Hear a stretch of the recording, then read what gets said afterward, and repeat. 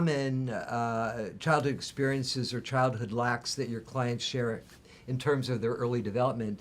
And what themes or patterns are common to traumatized victims? Well, we both know that between 0 and 5, all children must have 4 particular things. They must have empathy, idealizing, mirroring, and affective attunement. And you talk about affect all the time. I talk about attunement, and I absolutely talk about attunement and empathy. Yeah, well, so without that, those 4 things, and I want to give an example of Go one, ahead. if I may. So those 4 things, if they are not present, if they are not happening consistently, and that's my buzzword, if it is not consistent, if it is not regular, if it cannot be counted on, then we have a client who, these are the common things that are shared across the board, no matter what. So obviously, empathy is feeling into the experience of the child and being sensitive to it, validating it when the child is expressing sadness, when the child is expressing fear, supporting, validating that is an authentic experience of the child, Right. and then stepping in to help the child manage what is an authentic experience of itself. Right. Let's say if we talk about mirroring, and this is very important to me, I talk about mirroring a lot. All of us as children need to be seen in our truth. What I have found so often happens is that parents, in their own unhealed wounds, are unable to do that. We were talking before we started the show Right. about the parental projection onto children, about how parents see children through their own lens of what they need that child to be, or through their own unhealed wounds. And so that being said, if the child is not accurately mirrored, then it cannot accurately see itself. So what I say to my clients is, if I have 2 mirrors right here, one is fragmented, fractured because I've shattered it, one is intact, and your entire life, all you've ever had the opportunity to do is to see a reflection of yourself in a shattered mirror. The same way, over and over and over again. It would be impossible Right. to get an accurate read on what you really look like. And if I present to you an intact mirror, literally, the individual would not know what to do with that. Right. It would be like the Native Americans seeing Columbus's ships, and although you're seeing it, you don't know what you're seeing. So it would take a very long time. Hence, we have to groove new neurology in order to accept a deeper truth about ourselves and not remain attached to an inaccurate reflection, which is so wounding. What I found is that with an inevitable and ongoing inaccurate reflection or mirror, it makes children angry, it makes children resentful, and try as we might to try to shrug that off and get rid of that and say, no, that's not me, I'm someone else. That's not me, that's wrong. We can't do it. The parents will push and push to insist that how they see you is the truth of you. And it's really agonizing. They need to do that because that's the only truth that they have. And they can't step out of their own frame to see another frame. Hence individuation. Absolutely. Well, this is so important. This whole business of mirroring, to me, it's like unbelievable because we do get locked in our own format, our own frame. And we only have that 2 dimension. We can't see a 3rd dimension at all. And as you said, if you could see it, in therapy, we try to get people to see it.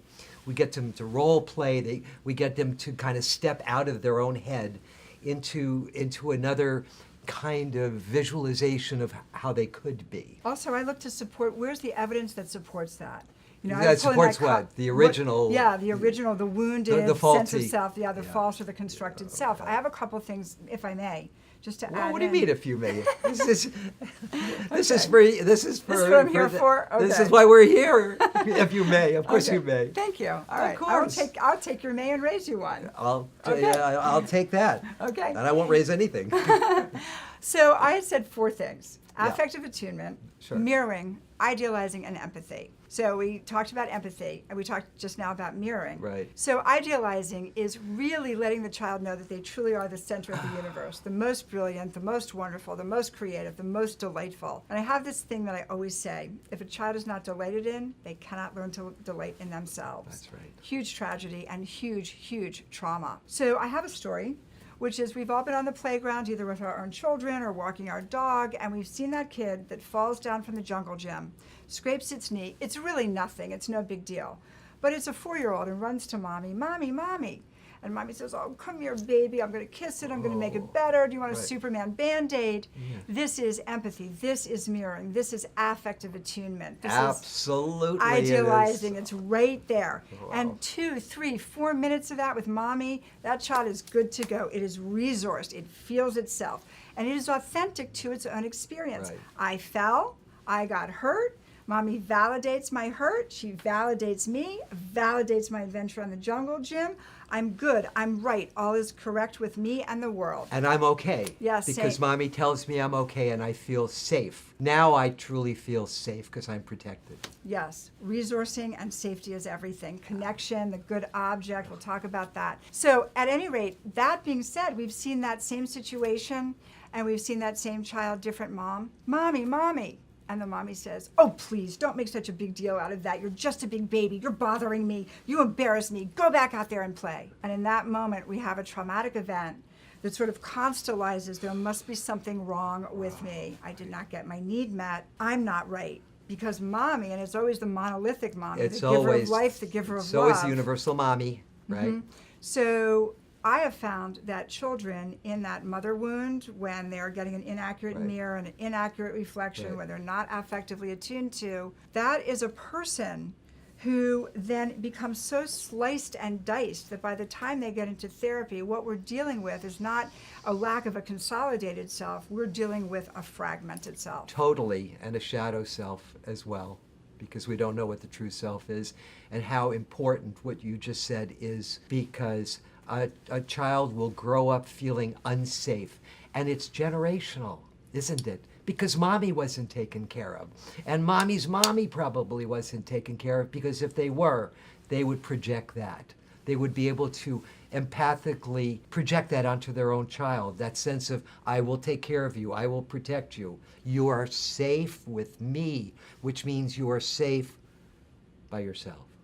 That is so important, because part of what I see also is these 3 developmental, if you will, trajectories that children have to Sure. navigate. Mm-hmm.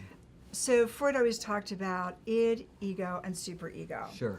So I was recently at Trader Joe's, and I saw a child about 2.5. So we all know about the terrible twos. So the reason for the terrible twos is, at that age, children are all id.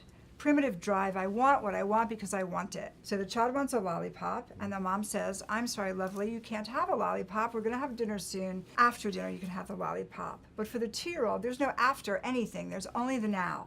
So the child doesn't understand this waiting, or I would say tolerating frustration. So the developmental trajectory then that the child has to navigate is how to tolerate frustration. Right. In a perfect world, the mother, the good enough mother, the good object, wants to lend her healthy ego to the undeveloped ego of the child. So the child starts to have a meltdown. I want a lollipop. And the mother comes over, and with touch, because it only takes 17 seconds of skin-to-skin contact for the brain to produce oxytocin, which is bonding. Which we just talked about Perfect. on my show. Absolutely. So the mother comes over and says to the child with touch, I will help you, we will get through it.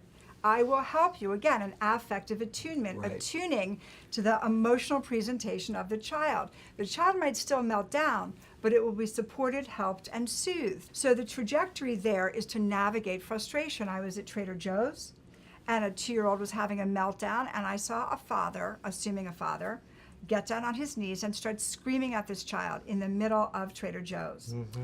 Me being me, and my first husband told me once, he said, you know, if you keep doing what you're doing, somebody's going to punch you in the face. It's a risk I'm willing to take, because I went over and I told this man that he was abusing his child. It was a public place, and if I saw it continue, I would call the police. I have to. I can't not. Well, It's you're a just how I'm mandated reporter. It's just how I'm wired. Well, you're also a mandated reporter. Well, that's If true. It's abuse, Nobody it's was. abuse. I thought it was abuse. So we have the navigation through the development of id, frustration tolerance, Right. and then we have ego, that Right. separate I am. Mhm. I am me, and I am not you.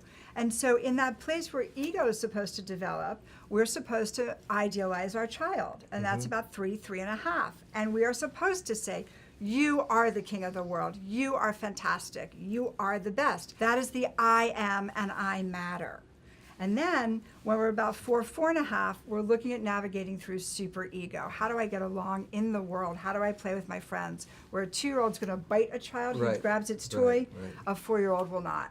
That's because they're learning judgment, and the superego is also about the policeman of the psyche that says this is not good, this is okay. We learn those behaviors. We do, and we're supposed to learn them appropriately and supportively with If we loving can, kindness. if we have good bonding and good parental supervision Attachment. and good attachment. So Absolutely. that kind of brings us into attachment.